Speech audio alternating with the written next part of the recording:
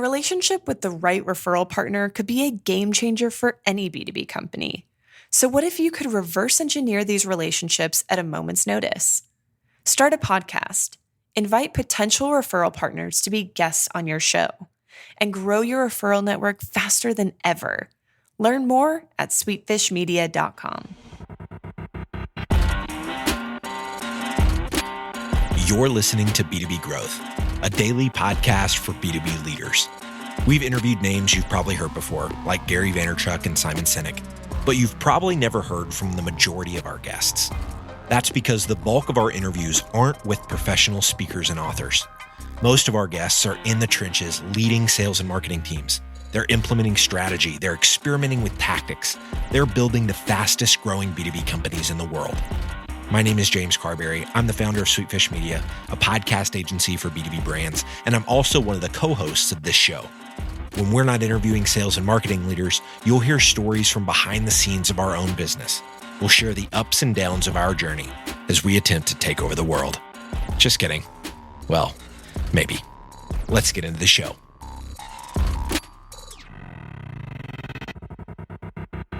Building a curriculum to guide your sales team, training and certifying salespeople to speak like your customers.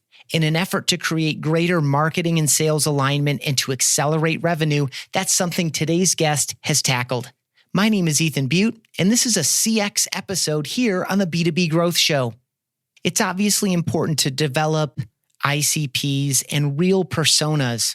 It's important to understand what's unique and nuanced about the types of people that we serve. It's critical that the entire business is organized around empathy for our customers and specificity about them. But in this conversation, you'll go a step deeper to a full training and certification system so that your salespeople can be more effective connecting and communicating with your customers. Here we go. Hey, welcome back to the Customer Experience Podcast. If you want to learn a little bit about training and certifying sales teams to speak the customer's language, you are in the right place. Today's guest brings to the conversation more than a decade of enterprise software experience in product marketing and in product management. He spent time at Symantec, vKernel, and Dell. He earned his MBA at MIT, and for the past 6 years, he's been at Datadog, a monitoring and analytics service for modern cloud environments. He serves as their vice president of marketing. Alex Rosemblat, welcome to the Customer Experience Podcast. Thanks, Ethan. Good to be here. Yeah, I'm really excited to get into this idea and learn how and why you've pursued it around training and certifying sales teams. Partly my interest is in the relationship between sales and marketing that permits this to happen. But we'll start where we always start here, which is, your thoughts or your definition or characteristics you think of when you think of customer experience. Yeah. I think that the big thing that I think about with customer experience, when you're working at a company, I think that you get really bogged down in how you're going to deliver the product or the service that you're going to be giving to the person that's going to be using whatever it is that you're offering. But you really have to turn it around and realize that for the person that is the customer, they don't know about all the difficulties or everything that's going on behind the scenes. They only care about what they're going to receive in terms of a product or a service. So what we always try to have as a mindset here is what's going to be the perception of the customer when they're actually using our product. And it's got to be good. I think that most industries nowadays, there's a lot of options, especially in technology with the advent of cloud computing, which is the space that we play in. It's amazing to me that all you need is a credit card. Anybody with a credit card can start a cloud environment up for not very much money. And if they know what they're doing, can put together a prototype for an application pretty quick, and bam, you can go out there and compete with a big company if you want to. So, going back to customer experience, I think that for a lot of companies out there, if you stop really keeping that in mind and you lose sight of the customers and what they are, how they're interacting with or whatever it is that you're offering, someone else is going to come out there and compete for them and potentially take them. Great breakdown there. I really like it. I like this idea that we can get caught up in our own tasks and checklists and things, and we lose sight of the customer pretty often. This idea that there is, functionally approaching infinite competition because all these cloud services are built on other cloud services. And to your point, all it takes is the ability to take a credit card number. And so this perception piece is critical as well, because that's what we carry forward. That's the feelings that we have, it's the stories that we tell. So love that breakdown there. Hey, for context, before we get into the primary topic here, can you share with people a little bit about your background, Alex, and a little bit about Datadog as well? Sure. For me personally, I started from undergrad being much more technology focused. My first couple of roles, first in enterprise software, and then in online data backup. First enterprise healthcare software, and then online data backup. I was much more technology focused, basically working with product teams to make sure that the solutions that we were delivering for our customers was exactly what they'd spec'd out, and a lot of it required custom development. And I actually tried to start a company when I went to grad school at MIT, and I partnered with another technologist. We built a prototype for something that was like mind blowing, and I was out there trying to get beta customers for the prototype that we had. And even though everyone took a look at what we built and they're like, "Wow, that's awesome," nobody would agree to even try it out for free. And it wasn't until we were meeting with some angel investors that, one of them said, "Hey, you know what? You guys seem really bright. Your product prototype seems really interesting. If I was to just throw you guys $1 million just because I can, and I have it in the bank, and I think that you guys have a future, but I said you could only use it to get customers, what would you do with it?" And we had no idea. So that was kind of my introduction to the point that I really, hadn't thought about what it would take to get somebody to part with money. And that really started me down the path for marketing. And I've basically been in marketing ever since, in tech, been through a couple of acquisitions. I've seen startups, mid-sized companies, really, really big Fortune 500 companies from the inside, worked with customers. And, I think that another part of it, I've been in tech because having come from being a technologist, I have a pretty good understanding of what that specific persona is looking for and what they're going to react to. But again, I think that for any customer, they definitely have their hot buttons, and the same lessons apply. So basically, after that experience, I dedicated myself to learning a lot more about go-to-market, both sales and marketing, and have really merged, I think, an engineering methodology with what it takes to get out into the market, present your product to people, and get them interested to try it out. For Datadog, we are a monitoring platform for modern dynamic applications. A lot of our customers run their applications on public clouds like Amazon Web Services or Microsoft Azure or Google Cloud Platform. But we also do have a lot of customers that are doing some pretty advanced stuff with on-premise servers.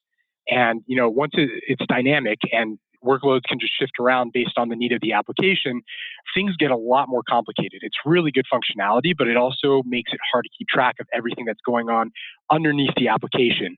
And we've basically built out a whole platform that gives you 100% visibility into everything that's happening in every part of that application, so that if an issue happens and it's a needle in the haystack, we're able to quickly find it for you. So good. By the way, before we go further, I have to say that is one of my favorite marketing origin stories, because it was such a blunt moment there where it's like, I don't have any ideas. And the idea that you've continued to pursue that over the next many years is awesome. And that background for you too, I'm sure lends itself really well to being successful as a technology marketer.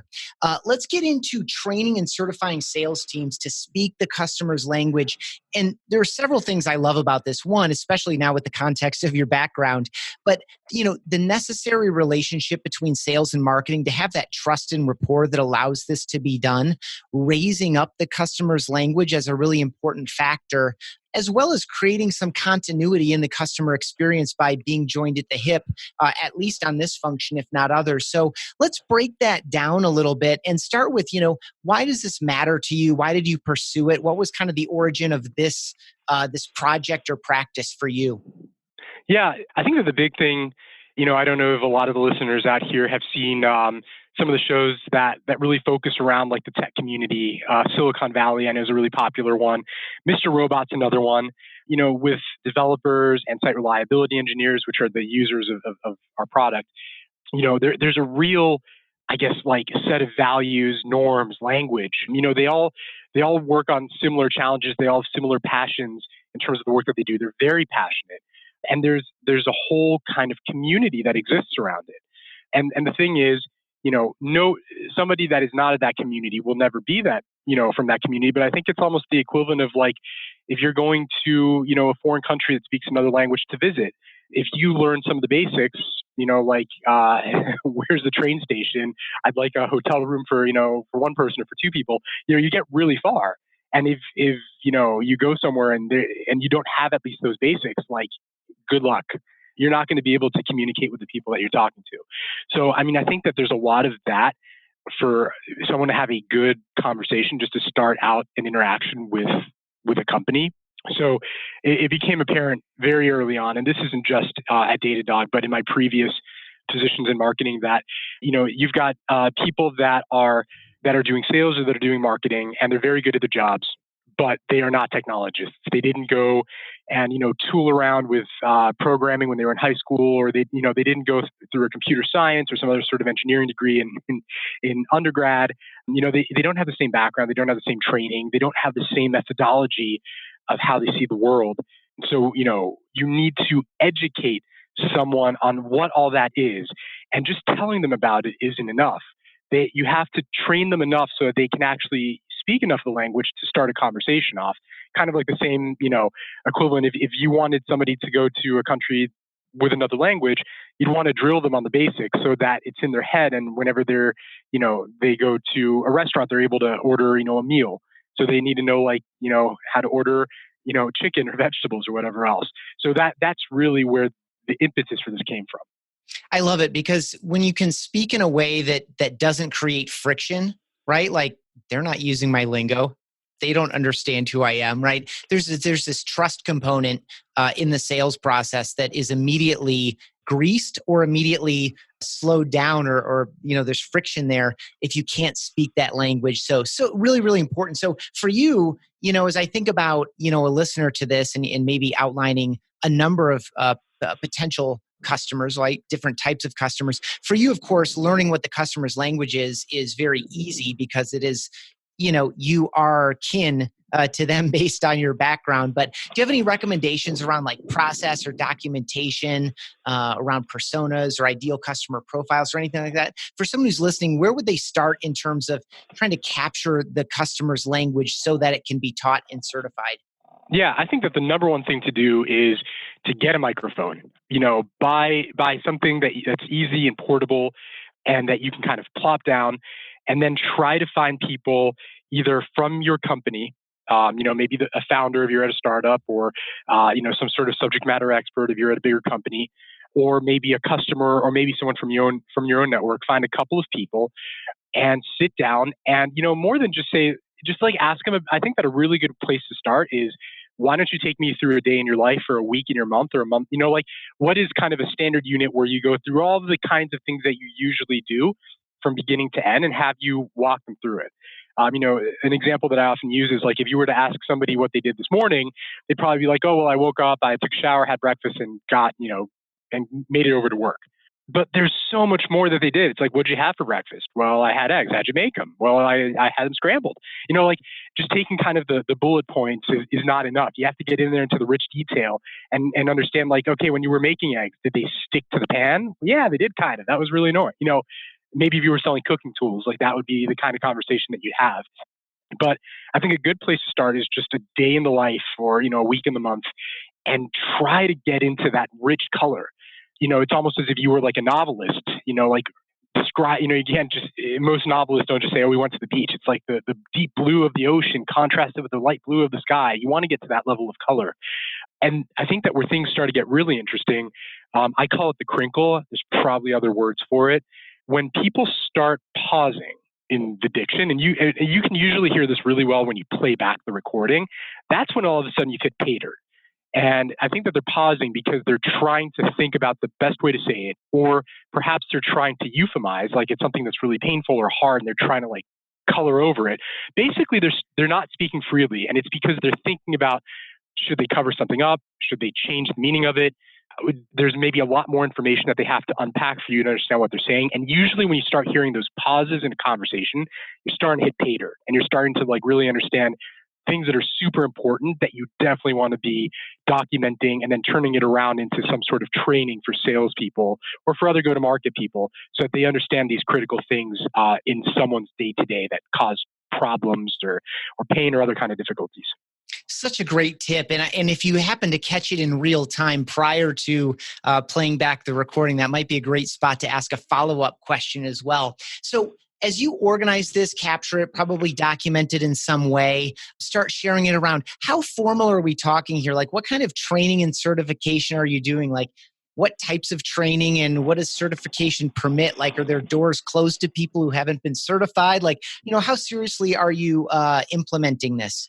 That's a great question. So I think that once you have your list of everything, so I think that the building block, the individual brick, if you will, is recordings and trying to delve into each thing that's important to know about someone's, day-to-day responsibilities, things that are easy, things that are hard, things that make them successful, things that cause them trouble.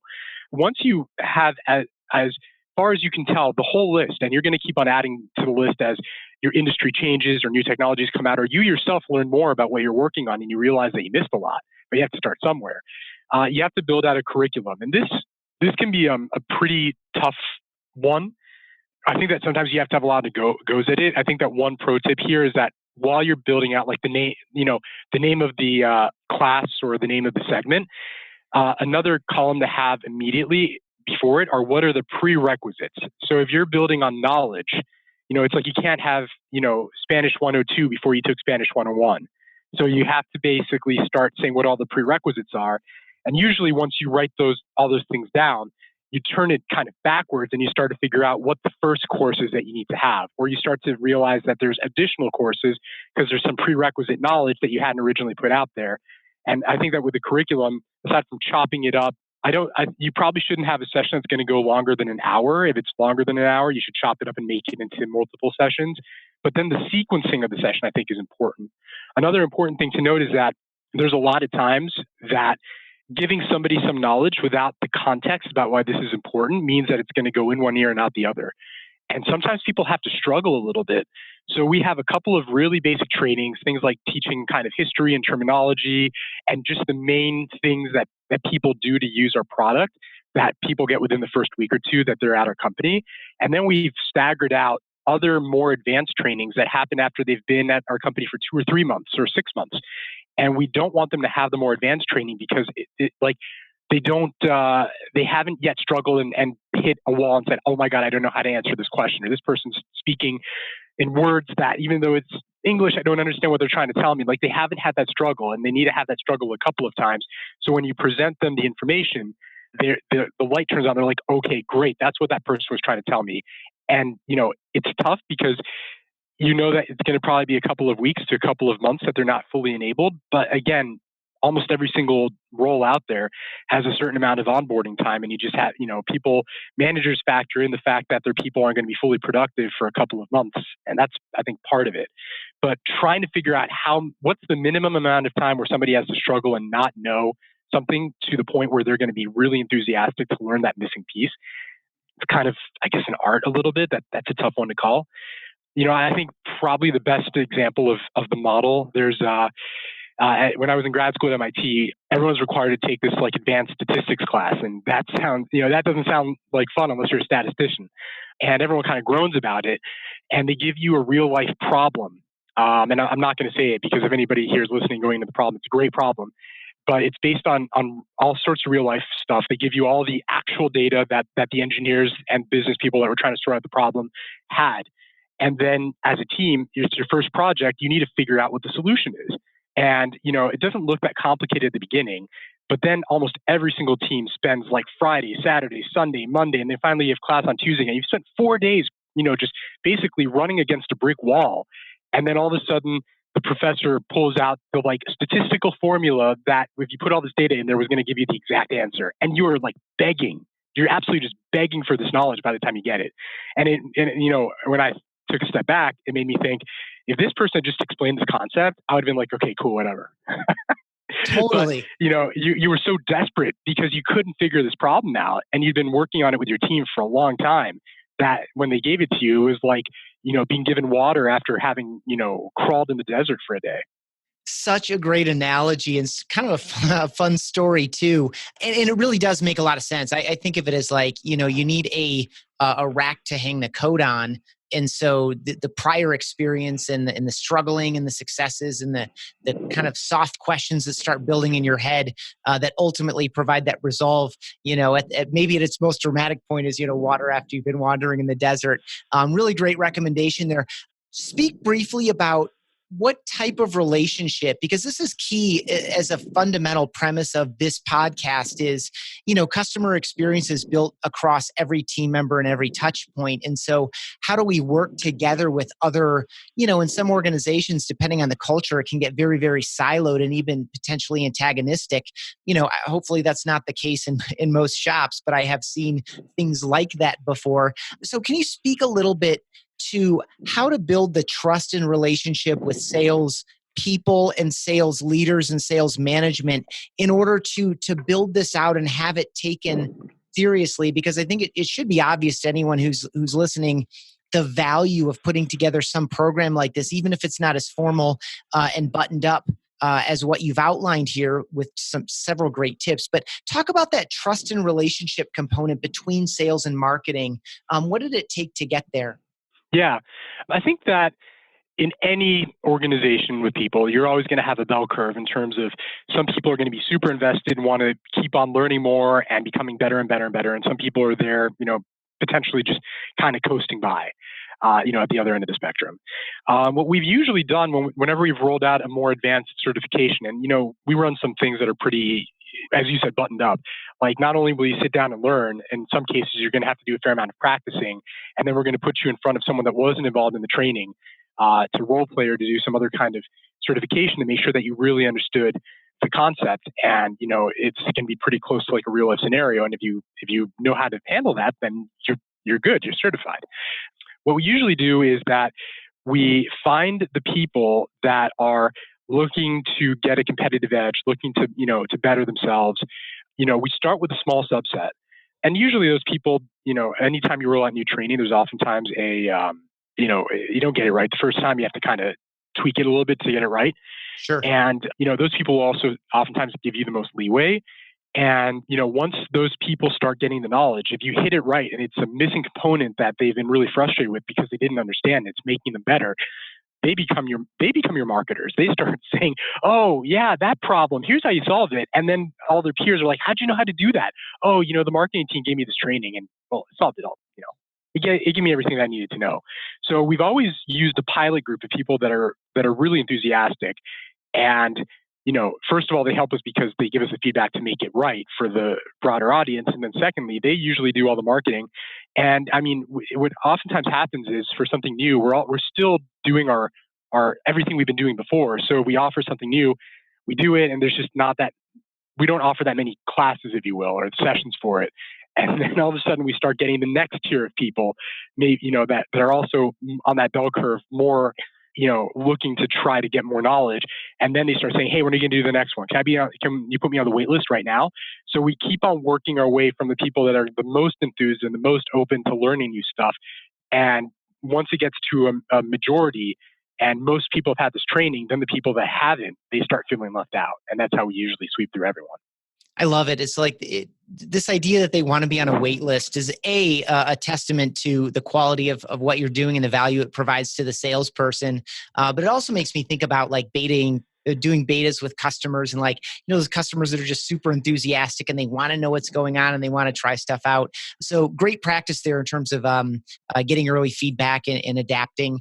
And again, creating a wait list. That's so excellent. Hey, this is a really great framework. I love it. It reminds me of a number of efforts we've done that have not been as formal as this, that I want to double back on. It makes me think about a variety of our customer personas here at BombBomb that, a new salesperson needs to understand in unique ways in order to, build that trust and rapport through common language. So this has been awesome. Before I let you go though, Alex, I like to give you, because relationships are our number one core value, I like to give you the chance to thank or mention someone who's had a positive impact on your life or career, and a chance to mention a company that's doing customer experience really well, that's treated you the right way.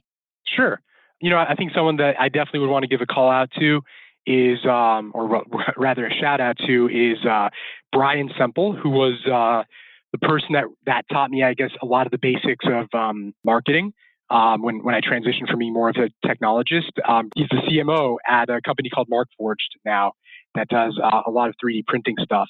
And, he was actually he's written an interesting book that I'd recommend to marketers out there about metrics. And he's a former submarine officer.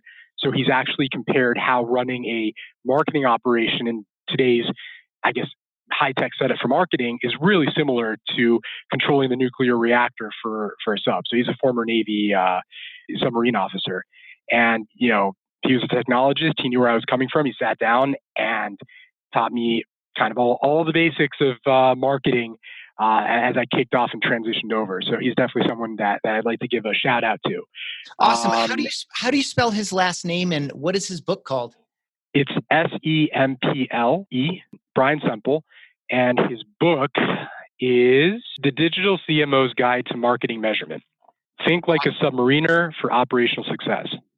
Awesome. And how about a company you respect? I guess I'll go with a cliche answer, unfortunately. I'd say, Apple. The thing that they do amazing is, going back to customer experience, they really have thought through what you're going to feel like when you experience one of their products. I mean, something that I don't know if it's been written about a lot is whenever you open up one of their products, even the packaging and the way that it's laid out is inviting. You want to open it up, whether it's a computer or a phone. I know it's super cliche, but they just do a really, really good job of making this thing seem like this super special thing that you're unpacking for the first time. And another area that I oftentimes pull people to is the way that they highlight benefits of a product. I mean, if you ever go to their website and you look at the Apple Watch, I mean, it's always showing off some piece of functionality, and one picture says, it says 1,000 words. So they do a really good job also, I think, just in terms of showing off benefits. And of course, I know that there's a lot to say about Apple, and it's probably super cliche, but they really do a very good job of it.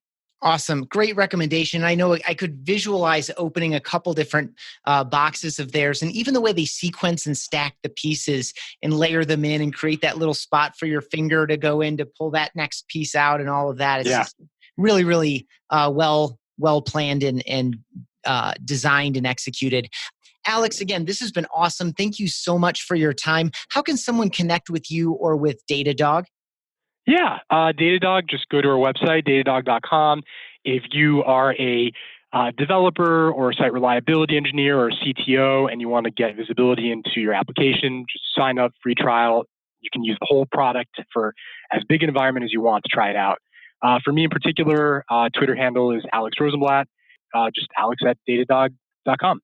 Awesome. Thank you again so much. I hope you have a great afternoon, and I need to rethink our internal curriculum. All right. Good to hear it. That was Alex Rosemblat on internal alignment, engagement, and education. I am Ethan Beute. I'm the host of the Customer Experience Podcast. I'm the Chief Evangelist at BombBomb, and I'm the co-author of Rehumanize Your Business. I would love to connect on LinkedIn. My last name is spelled Beute. Send a connection request and add a note. Let me know that you're enjoying the Customer Experience Podcast or the CX series here on the B2B Growth Show. Thanks so much. Hey everybody, Logan with Sweetfish here. If you're a regular listener of B2B Growth, you know that I'm one of the co-hosts of this show, but you may not know that I also head up the sales team here at Sweetfish. So for those of you in sales or sales ops, I wanted to take a second to share something that's made us insanely more efficient lately. Our team has been using LeadIQ for the past few months, and what used to take us 4 hours gathering contact data now takes us only 1. We're 75% more efficient. We're able to move faster with outbound prospecting, and organizing our campaigns is so much easier than before. I'd highly suggest you guys check out LeadIQ as well. You can check them out at leadiq.com. That's LEADIQ.com.